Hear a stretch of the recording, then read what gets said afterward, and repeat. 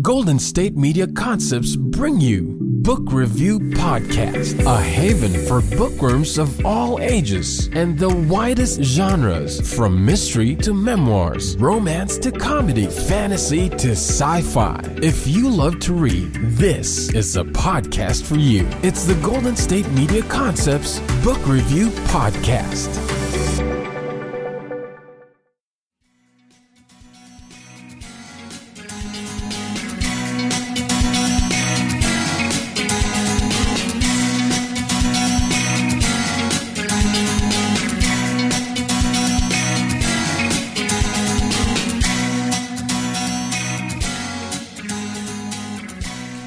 Hello and welcome to the GSMC Book Review Podcast, brought to you by the GSMC Podcast Network. I am your host, Sarah. I am happy to be with you on this 400th episode of the podcast. I cannot believe it is the 400th episode. When I started this, I never thought I would make it this far. But here we are, 400th episode, and I just looked. It's the 312th interview I've done. Whew, that is crazy. Thank you so much for being with me on this crazy journey. I am grateful, as always, for you, my listeners, and I hope that you are having a good week. Hope your weekend was good. My husband has had a cold for the past week, 10 days, so he's been really miserable, and my allergies, I don't know if it's my cold or if he gave me his allergies, but I've been really, really tired. But over the weekend, I had a fun yet strange experience. A friend of mine has another friend who has moved here, and she is trying to get outdoor shots for her photography portfolio. And so she asked my friend and her husband if they wanted a short photo shoot, and they said yes. And then my friend asked us if we wanted the same, and I thought, oh, that would be fun. And so we were going to go and take the dogs and just have a fun little quick photo shoot on the beach. Very cool. Well, then hubby has been sick. He was miserable, and he also didn't want to share germs with anyone. And then our boy dog was being just an absolute jerk. He was so just in a mood that day. So everyone stayed home, and I went to the photo shoot by myself. I'm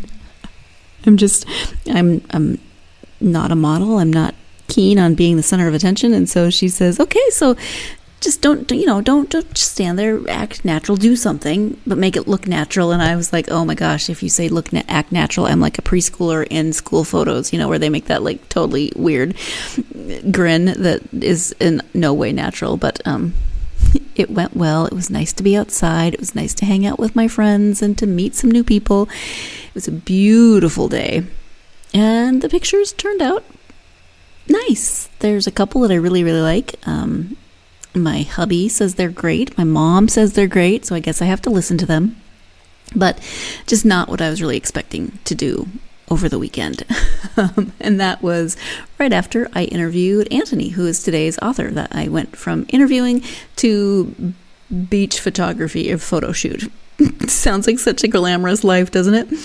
At any rate, that is my guest today. Anthony McGowan is joining me to talk about his book for youngsters, not quite middle grade, middle grade, a little younger than middle grade, but a book for many ages. It is called Dogs of the Deadlands. Let me go ahead and give you the description of this book. Chernobyl, 1986. Natasha's world is coming to an end. Forced to evacuate her home in the middle of the night, she must leave her puppy behind and has no idea if she'll ever return. Sometime later, growing up in the shadow of the ruined nuclear power plant, pups Misha and Braytan need to learn how to live wild and fast. Creatures with sharp teeth, claws, and yellow eyes lurk in the overgrown woods, and they're watching the brothers' every move. That is the description of Dogs of the Deadlands. Amazon, I'm looking right now, lists the reading ages 10 years and up. I think Anthony says 9 to 12 years. But, you can read it with your kids. If your younger kids like books with a lot of action that might be a little on the scary side for them, but you know your children, you know your little ones, so you would know what age they might like. I will say, my sister, our whole lives, has always said, no, I will not watch a movie where the animal is the main character, because something bad always happens to that animal, whether or not they die. It's always traumatizing. She won't do it. And I totally get her point, right? We sometimes we care so much for animals, it's hard to see them in dangerous situations. Even harder sometimes, I think, than seeing some of our favorite human characters in dangerous situations, because animals just seem so pure and innocent at times. And so this book is fast-paced. It is told from a little bit from Natasha's point of view, but also from Misha's point of view. And we get a lot of Misha and Braytan's lives as puppies growing up in the wilderness. And it's the wilderness. It's after a major, major disaster in that wilderness. And so there are dangerous situations, and it can be intense sometimes. I thought it was very well done in terms of showing the danger and the intensity without going overboard. So like I said, you would know your child. I think as a child, I might not have been, I think I would have cried. And that's not a bad thing. This book, because I fell in love with the animals as an adult, I definitely would have fell in love with the animals as a child.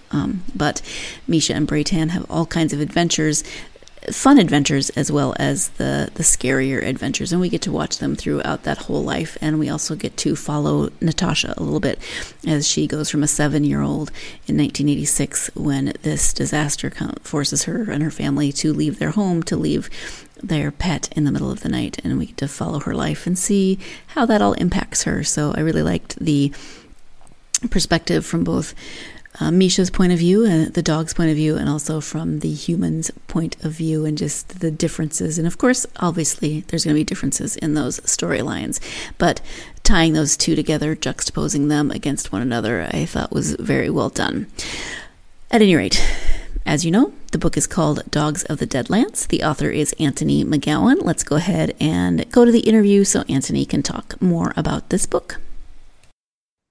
Hi, Anthony. Welcome to the podcast. Hi, it's a pleasure to be here so far. Well, we're off to a good start then. I'm happy to have you here, and we're going to talk about your book, Dogs of the Deadlands. But before we do that, if you wouldn't mind just sharing a little bit about yourself so my listeners can get to know you a bit. Oh, sure. Okay. Well, as you can tell, I'm English. I was born in the north of England, but now I live in London in the south. 58 years old, married with 2 grown-up kids now. But I suppose you want to hear about my life as a writer. I was trying to count up how many books I've written in my quite long career now, and I lost count somewhere in between kind of 48 and 52. So it's quite a lot of books. I've written books for adults, I've written fiction and non-fiction for adults, also books for quite small children. But most of my books, I guess, are YA or teen literature, or a little bit younger. So that's me in my career. Do you think 50 books too many? Should I stop now? I probably should, shouldn't I? No, I think you should write until you just don't have any stories left in you. Until I drop down dead, maybe then. That seems a little dramatic, but if that's, didn't it? There are worse ways to go. As I said, the book is called Dogs of the Deadlands. Can you give an overview of that story? Yeah, sure. Well, it begins on a particular date, which is unusual for my books, which was April the 26th, 1986, which was the day on which the Chernobyl nuclear plant exploded, or reactor number 4 exploded, spreading nuclear contamination, radiation over quite a wide area. The people had to be evacuated.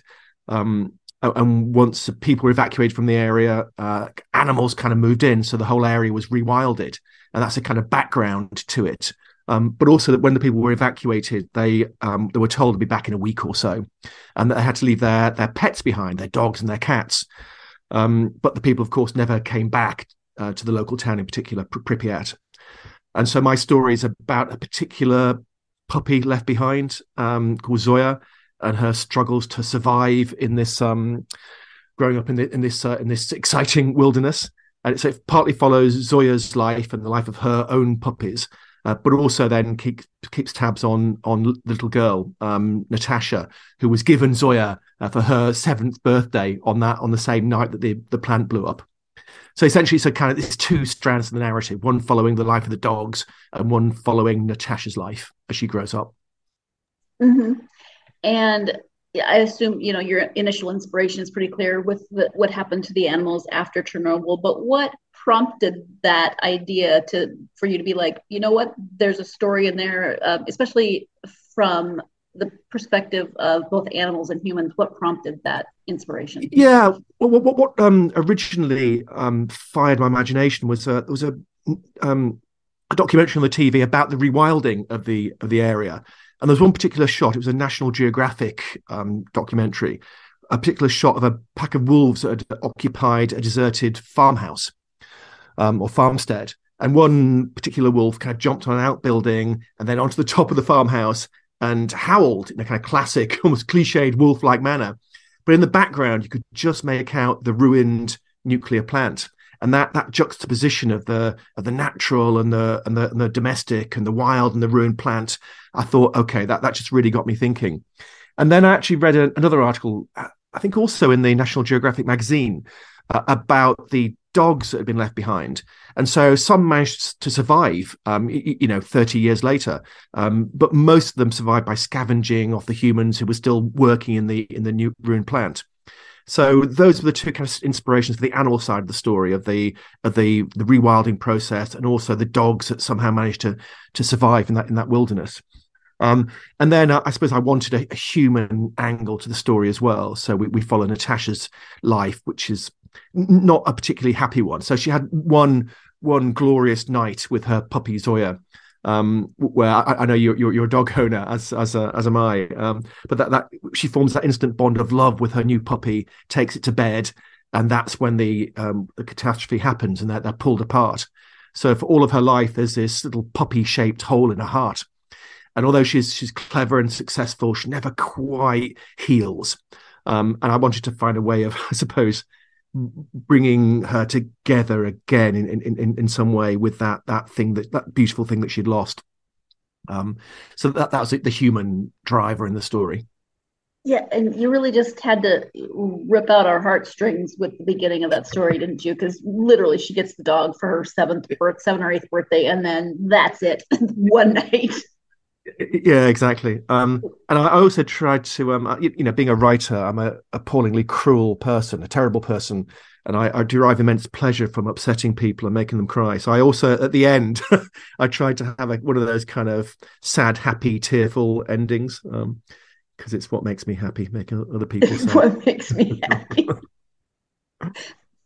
Therapy. No, I'm kidding. Oh my goodness, that was so rude of me to just suggest therapy, and now we're going to a break. But of course, I was just kidding. I have nothing against therapy. I think everyone should go to therapy, but not in this case. That was just me being silly. Hopefully everyone understands that. But we are going to take that first break of this episode. When we come back, we'll be talking more about writing from not only the human perspective, from Natasha's perspective, but also from Misha's perspective, from that of the dog in the story. So stay tuned. You're listening to the GSMC Book Review Podcast, and I will be right back. The GSMC Life and Happiness Podcast takes you on a journey of exploration. We'll discuss tried and true methods alongside the latest trends of how to best live your life to its fullest and happiest. From psychology to meditation, science to self-help books, the GSMC Life and Happiness Podcast will help you to discover what makes you happy and how you can live life being the best you possible. Download the GSMC Life and Happiness Podcast on iTunes, Stitcher, SoundCloud, Google Play, or anywhere you find podcasts. Just type GSMC in the search bar.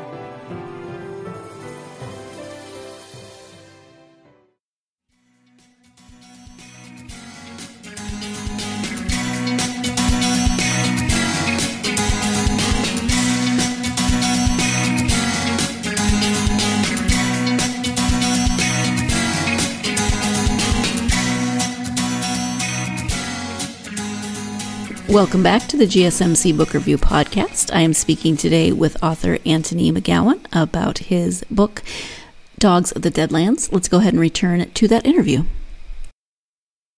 You've mentioned that it is written mainly from the point of view of the dog, but also you get Natasha's story in there as well. So can you talk about writing from both of those perspectives?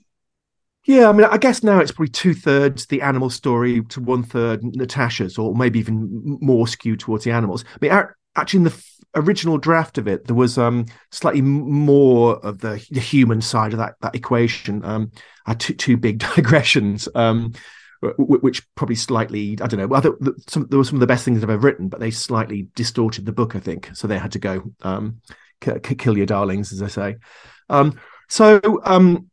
Yeah, I mean, my main goal with the animal story was just to make it utterly gripping and exciting. So that part of the story is just filled with violence and fight and danger and chase scenes. I wanted that the reader to be, that sensation you have when you're reading a book that you're really loving, where you can't turn the pages fast enough to find out what happens.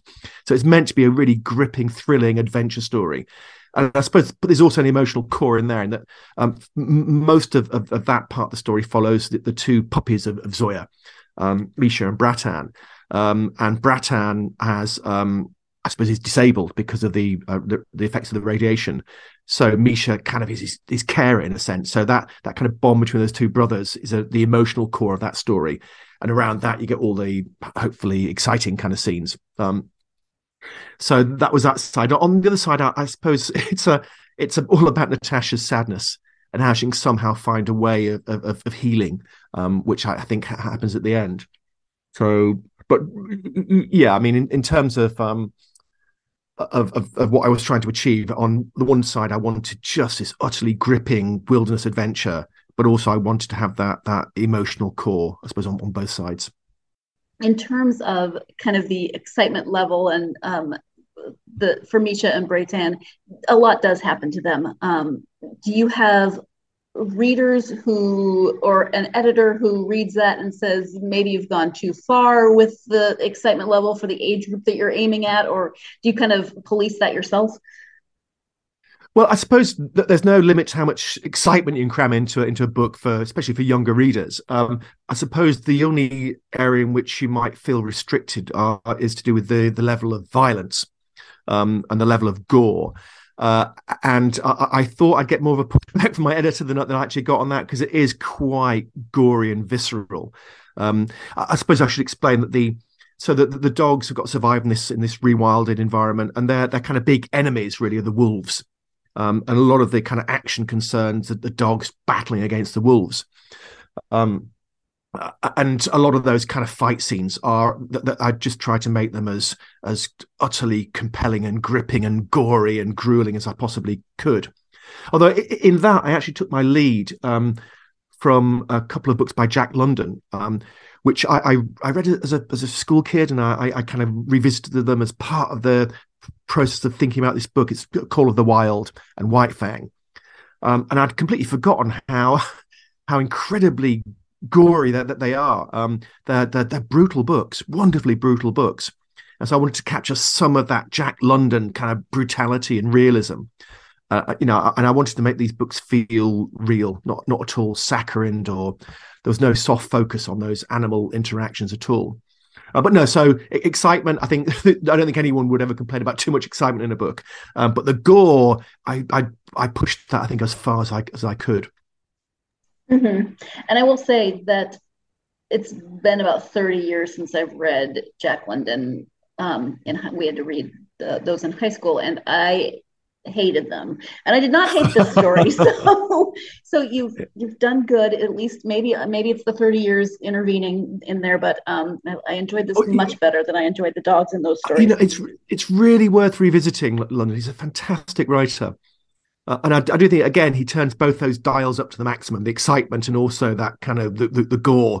I think he's one of my writing heroes, Jack London. Yeah. What age group do you think will respond best to the story? It's a really hard question. So, as I said earlier, most of my books are aimed at teenagers and young adults. And this is, I suppose, targeted a bit younger than that.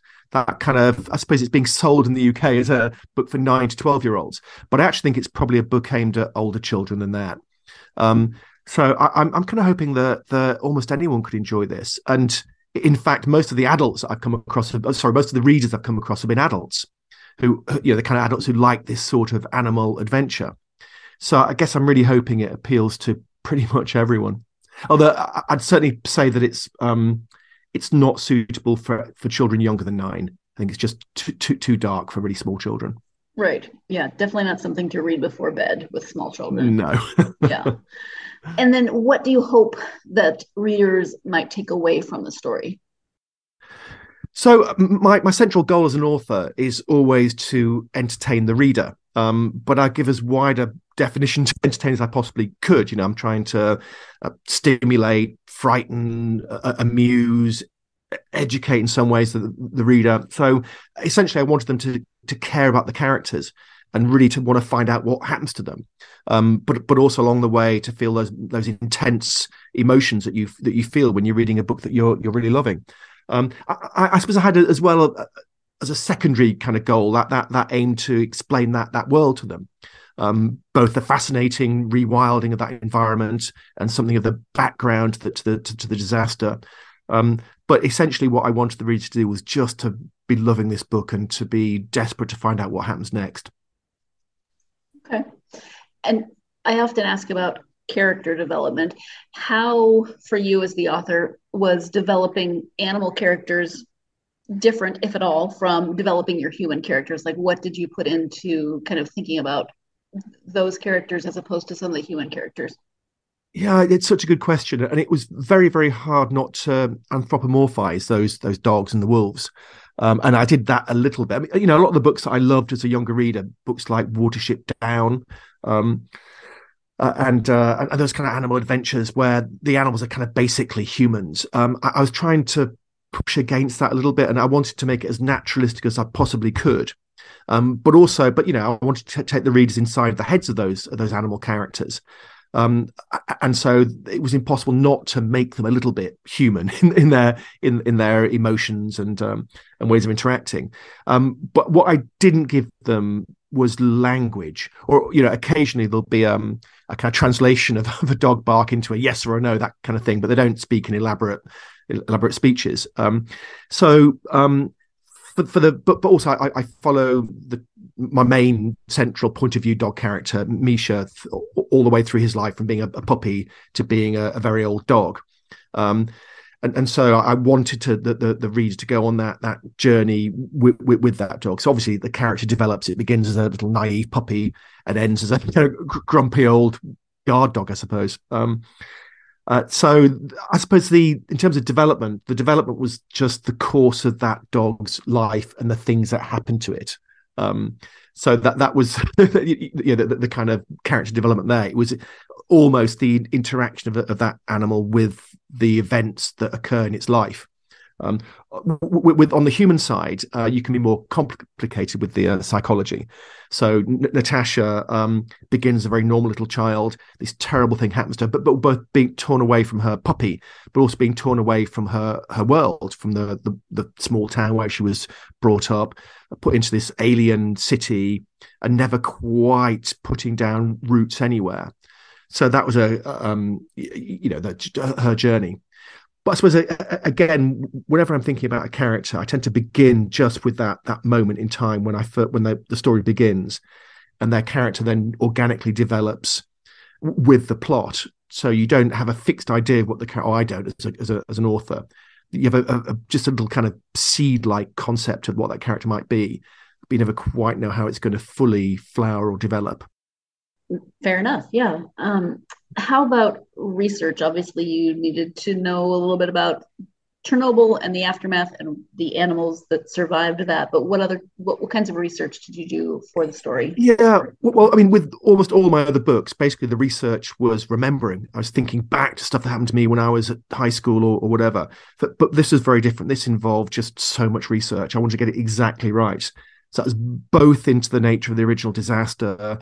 Then I read every single scientific paper available about the rewilding process, about exactly what happened to the wildlife there, about the levels of contamination, the kind of big herbivores that came in first, animals like bison, European bison, moose and the deer, also the predators that followed those, lynx and wolves and bears.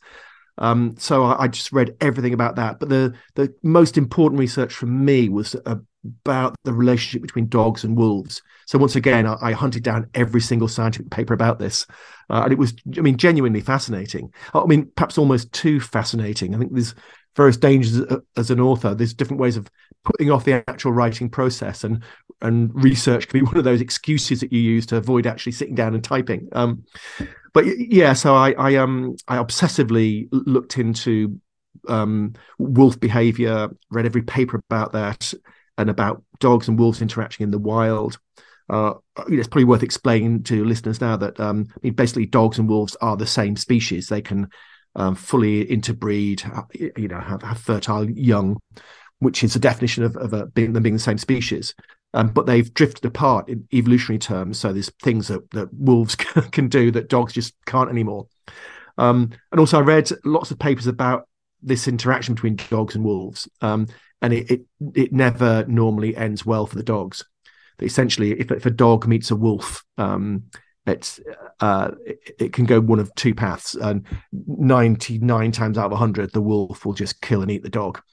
And it generally doesn't even take a minute. It takes seconds for this to happen. And the only chance that a dog will have of not being wolf dinner is if it's a daddy wolf and a mummy dog, and they become special friends, as I try to explain to school children.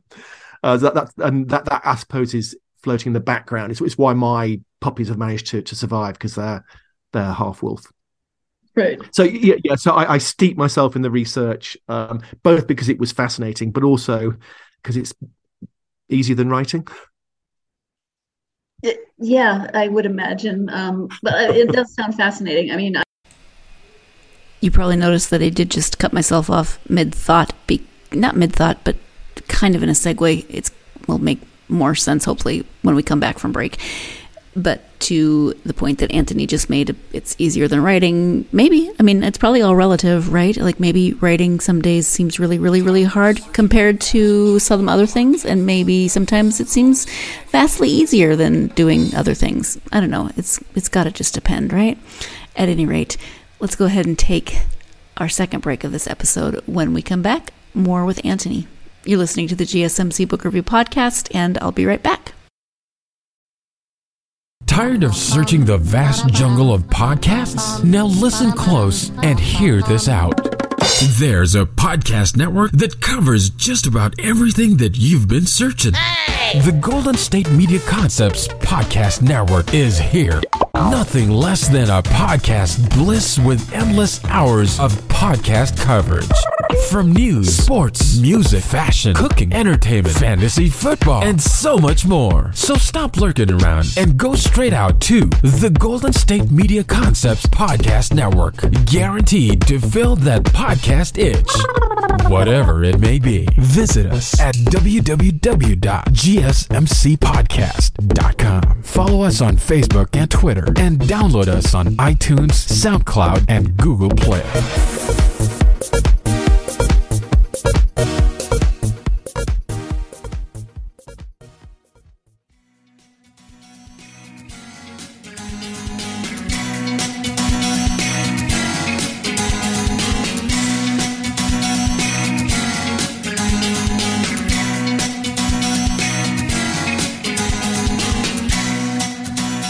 Welcome back to the GSMC Book Review Podcast. Again, I am speaking with author Anthony McGowan about his book, Dogs of the Deadlands. I'm going to give away, spoiler alert, like in the next 10 seconds, spoiler alert. So Anthony makes a comment, and I completely jump over his comment while I'm trying to finish my thought. And he says, I mentioned Montana. He says wolf country, and I just jump right over that. Yes, Montana does have wolves. They've had a very successful process of reintroducing wolves back into, especially Yellowstone National Park. That comes with pros and cons, of course, but yes, there are wolves in my home state, and I just jumped right over that comment. So I'm answering that preemptively, but also in 3 days later after the interview. Let's go ahead and get back to the interview. I mentioned before we were recording that I grew up in Montana in the United States, which is wolf country. Yeah, but I wasn't expecting bison in this particular story, considering where it took place. So that was interesting. Yeah, well, the European bison is very closely related to the American bison stroke buffalo, but they are separate species. And they have slightly different behaviors than the American bison. But I mean, one of the things that particularly fascinated me was the kind of history of wolf research itself. Because some of the original research on wolves was looking at wolf packs in zoos in Europe in particular. And that's where the whole idea of a kind of alpha male and female came from.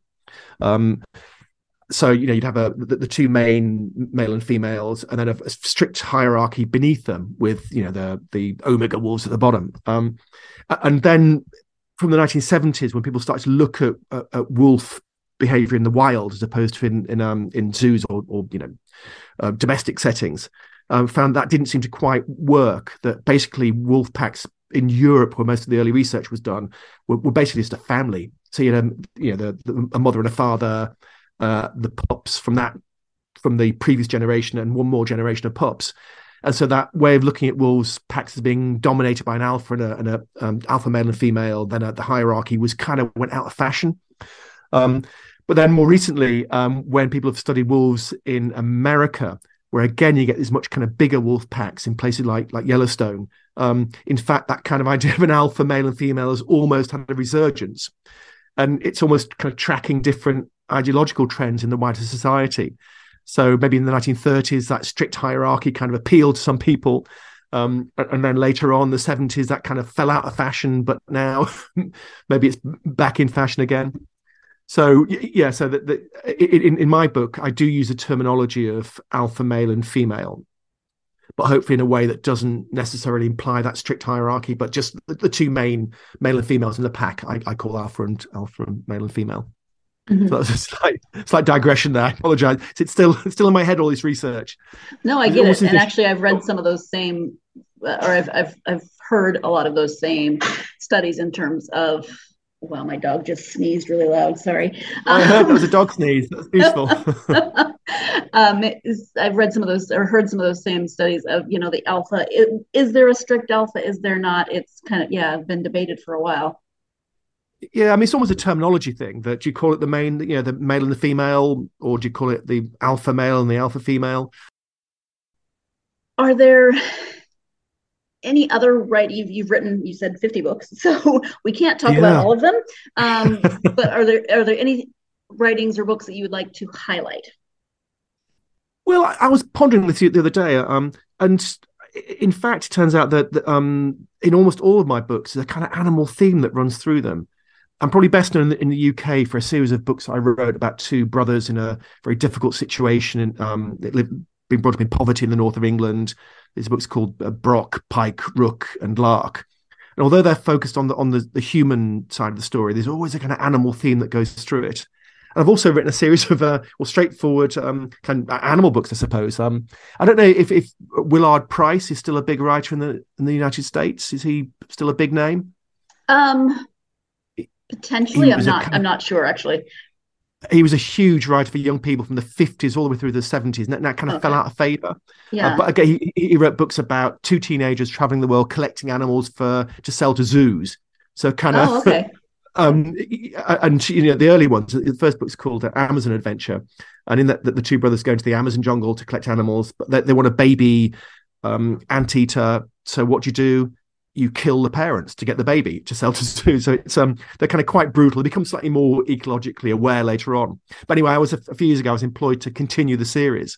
So I wrote about the next generation. So I wrote 4 books, which are about 2 teenagers traveling the world, protecting animals. So I suppose they're the nearest things to this particular book. One's called Leopard Adventure and Bear Adventure, which is set in the Canada. Python Adventure set in India.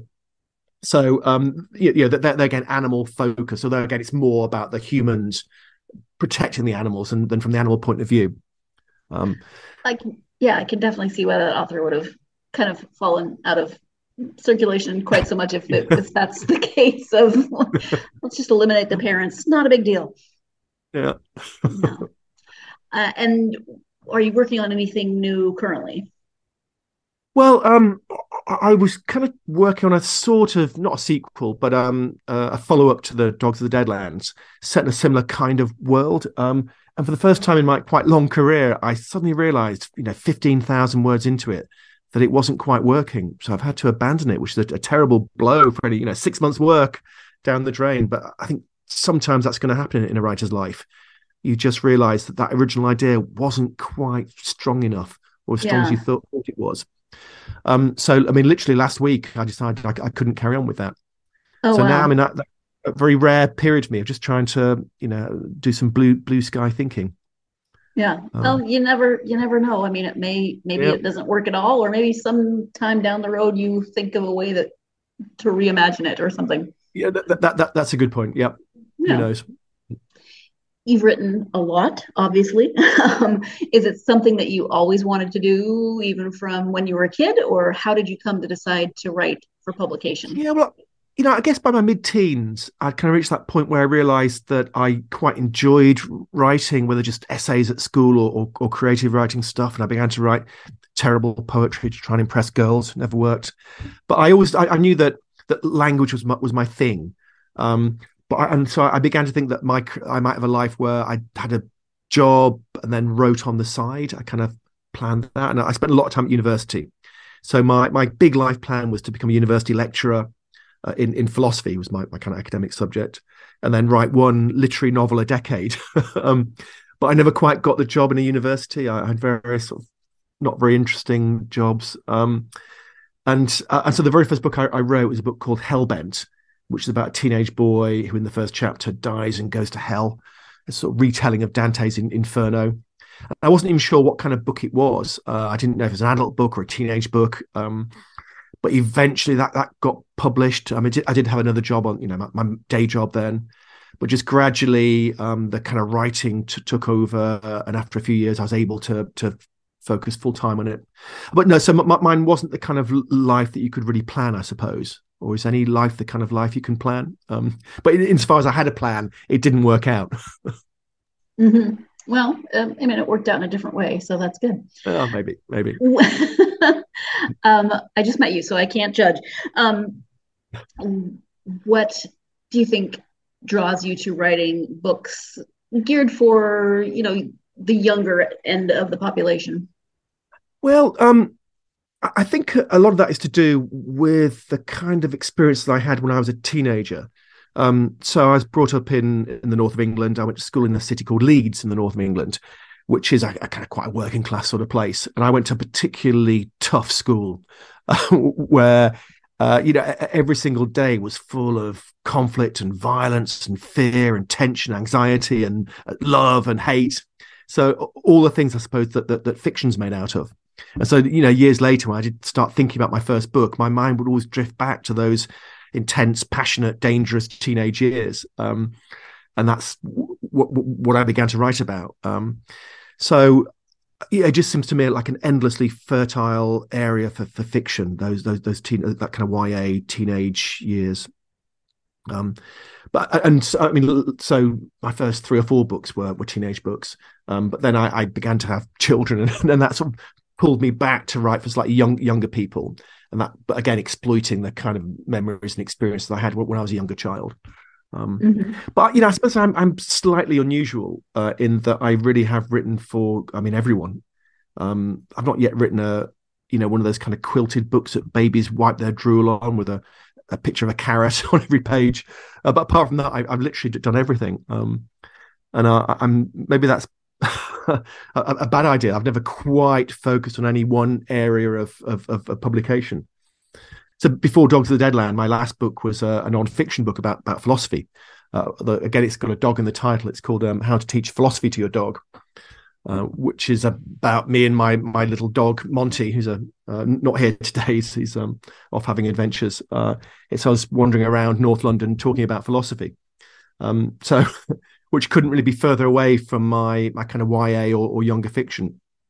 Yeah. So yeah, maybe I should focus in the future, work out what I'm good at. Well, yeah, I mean, it's a possibility, but it seems to be working for you so far to not have a specific genre. Muddling through. Yeah. And what type of a philosopher is Monty? Well, he's quite Socratic. His job is just to ask questions and expose areas of ignorance. So it's kind of it's an introduction to philosophy, but aimed at adults. But I suppose also younger people might enjoy it. But Sure. we go through all the great topics of philosophy with him asking questions and me trying to answer them. Well, it's also it's a story about a man and his dog as well. Yeah. What kind of dog do you have? I have Chihuahuas, 2 of them. Oh, okay. That's a similar level of macho-ness to my dog then. I've got a little white fluffy Maltese terrier. Yeah. The boy dog is convinced everyone is here to murder us. So we get a lot of false bravado on his part, but he's also scared of snacks. So scared of snacks. Okay, he's scared of snacks. Yeah, he can't catch to save his life. And my husband threw a peanut to him one day, and it hit him in the forehead. And so now he actively runs from peanuts, and he's scared of beef jerky. I don't know why. But moving on.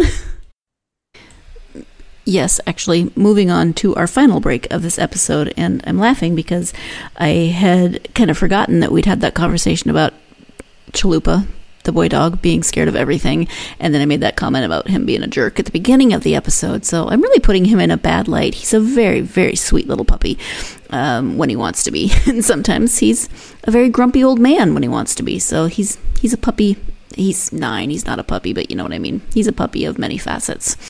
At any rate, when we come back, Anthony will be sharing his advice for aspiring authors. Stay tuned. You're listening to the GSMC Book Review Podcast, and I'll be right back.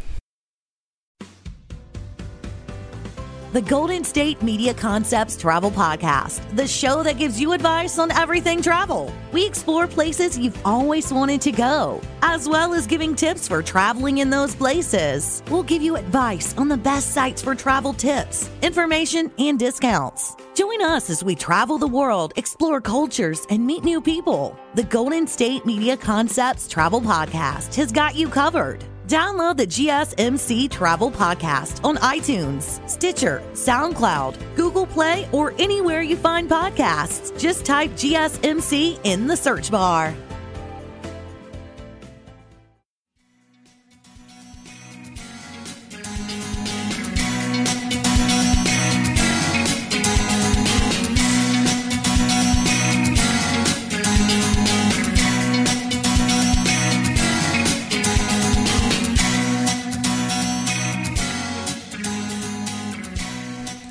Welcome back to the GSMC Book Review Podcast and the conclusion of my interview with author Anthony McGowan. From your experience as an author, do you have advice for someone aspiring to write? Oh gosh, I suppose I do, but it's almost a kind of cliched one that writers come in all different shapes and sizes. We all have our own idiosyncrasies. We're all eccentric and weird in our own ways. But the one thing we all have in common is that we begin by being readers.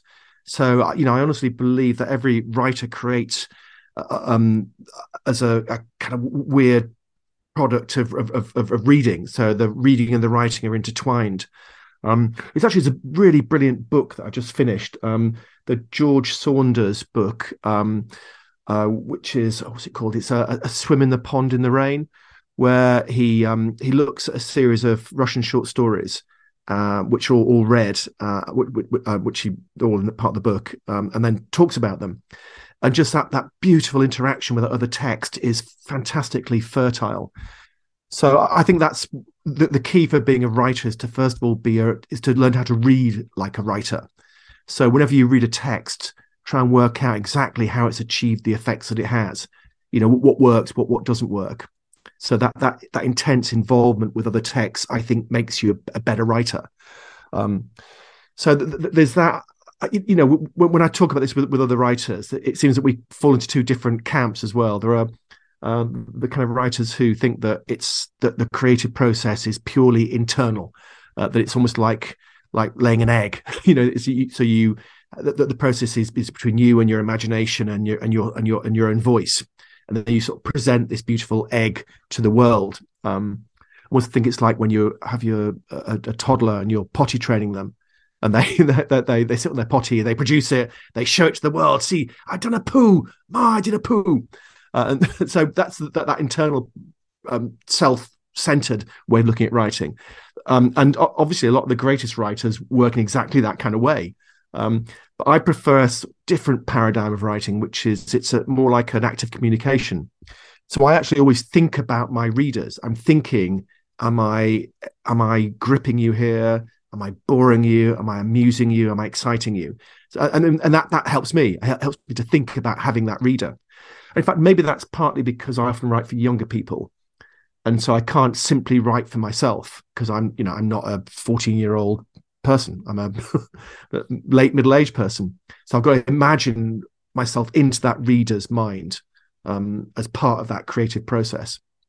So yeah, that was all kind of jumble, wasn't it? So my two tips are: one, interact creatively with other texts, and that will make you a better writer. And my second one is that, personally for me, thinking about the reader and their response to what I'm producing is also, I think, helpful. Mm-hmm. I kind of now want you to write something titled "I've Done a Poo." I mean, you can determine what that is. I have written quite a lot of sort of toilet humor stuff for younger children. So, sure. In fact, even a lot of my teenage books are there's a certain amount of what I'd term body comedy in them. Oh yeah, well, not so much in Dogs of the Deadland, but my other YA stuff it can be quite graphically amusing, I hope. A little vomit, but it's not comical vomit in Dogs of the Deadland. Well, someone did once write in a review of my books that mucus is to McGowan what daffodils were to Wordsworth. So perhaps there's some truth in that. It could be worse. Could be. So you were talking about reading. When you read for yourself rather than for research or writing in general, who are your go-to authors and genres? Well, it does change. But certainly whatever I'm reading feeds into what I'm writing. But so, but back when I was younger, when I was first starting to read, I was massively into Tolkien. So when I was quite a small child, I just, in a typical horrible boy manner, I read non-fiction about war and about animals. and still probably a third of what's in my head comes from those early obsessions with war and animals. But then when I was maybe 9 or 10 years old, a teacher gave me The Lord of the Rings. It was the first real work of fiction I'd ever read, and it was a big struggle for someone like me. It took me maybe 2 or 3 years to read it, but that definitely formed me as a reader and perhaps even as a writer, reading The Lord of the Rings. But for the past couple of decades, I've been a bit of a Cormac McCarthy obsessive. I've read literally every word he's ever written. So maybe there's a bit of his kind of visceral, kind of gripping complexity in some of my books as well. A bit of that seeps into Dogs of the Deadlands. So he's probably my kind of current go-to author. But I don't like to restrict myself really to genre. It's more, individual authors I'll follow, but not genres. As a younger reader, I went through all of Stephen King, but I'm not particular horror reader or writer. So that's my approach. I follow authors rather than genres. And not all of Stephen King is horror. So there's other things very true as well. Yeah. True. How about internet presence? If you have a website, if you can tell people how to find that, as well as any social media that you're active on. Yeah, well, there's an AnthonyMcGowan.com. Mispronounced my own name there. There's an AnthonyMcGowan.com website, but it's not particularly well updated in the way of things now. I suppose my big commitment social media wise has always been to Facebook, which for 12 years now I've used as a kind of writer's journal. In fact, one of my books is called The Art of Failing, which is kind of my Facebook posts, but just jazzed up a bit. So I downloaded my Facebook archive a few years ago, and it was 500,000 words that I'd written there. And I did wonder if there was a kind of book in there. So I sort of shaped it, adapted it, and expanded some bits and cut other bits. So The Art of Failing is essentially me on Facebook, contemplating the mundanity and glory of everyday life. So yeah, Facebook is where I live. I've also been strongly encouraged by my publishers to tweet as much as possible. So there's quite a lot of McGowan on Twitter as well. What I don't so much do are the things the kids do, the Instagram and TikTok. I'm just too old for that. I understand. There's a lot of them, and they keep coming. Yeah. Yes. We've covered a variety of different things during our time together, but is there anything that we haven't talked about that you would especially like to highlight at this time? Oh, blimey. I did think about that before we started, and I think you've sucked me dry. There's nothing left to give. I'm sorry, Sarah. Wow. Now I'm like an interviewing vampire. But I suppose all I would say is that I think that I was trying to work out why read Anthony McGowan as opposed to any of the other really great writers, both for young people and for adults. But I don't think there's anyone like me. I think particularly a lot of my YA stuff, it's not like any other YA. You can't say it's a bit like X or a bit like Y. It's pretty much unique. I suppose in a lot of my books, this kind of combination of kind of graphic comedy of the human body, that kind of stuff, but also with that other layers of philosophy and kind of linguistic complexity. So if I've got one prime selling point, I think it's I'm just not like anybody else at all. That sounds quite un-English, that as a kind of boastful claim. I am unique. Whereas obviously we English people are by nature modest and self-deprecating. So I may be terrible, but I'm terrible in my own unique way. Will that do? Well, there you go. I think you found a balance between self-promotion and being English.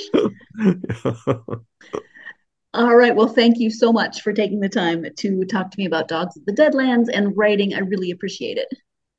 No, that really was a pleasure. Thank you. Thank you once again to Anthony for joining me to talk about Dogs of the Deadlands and to be the guest on this 400th episode. I think that's pretty cool.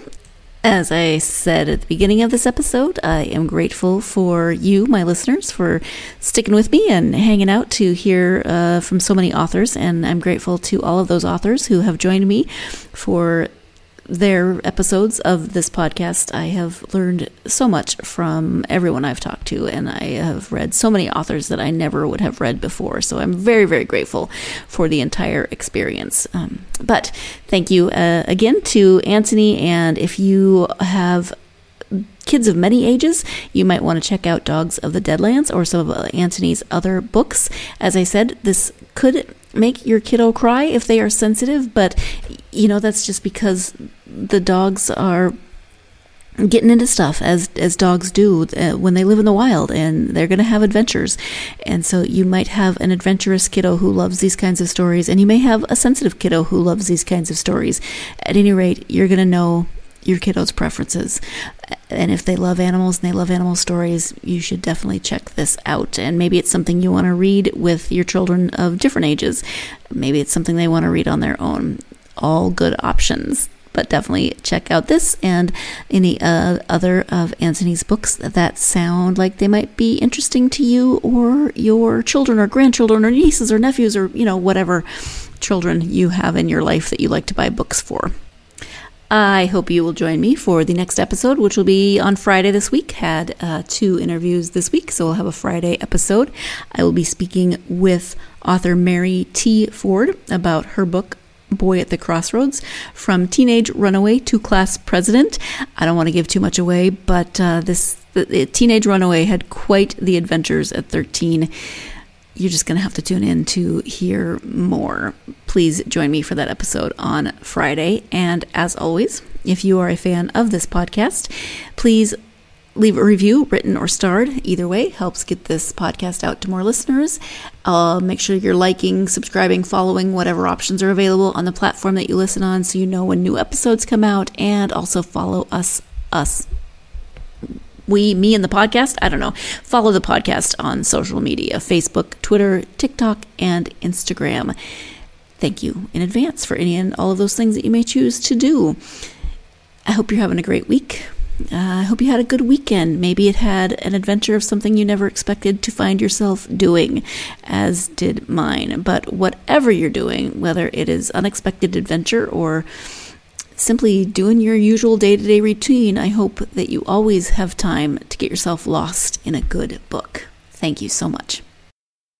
You've been listening to the Golden State Media Concepts Book Review Podcast, part of the Golden State Media Concepts Podcast Network. You can find this show and others like it at www.gsmcpodcast.com. Download our podcast on iTunes, Stitcher, SoundCloud, and Google Play. Just type in GSMC to find all the shows from the Golden State Media Concepts Podcast Network, from movies to music, from sports to entertainment, and even weird news. You can also follow us on Twitter and on Facebook. Thank you, and we hope you have enjoyed today's program.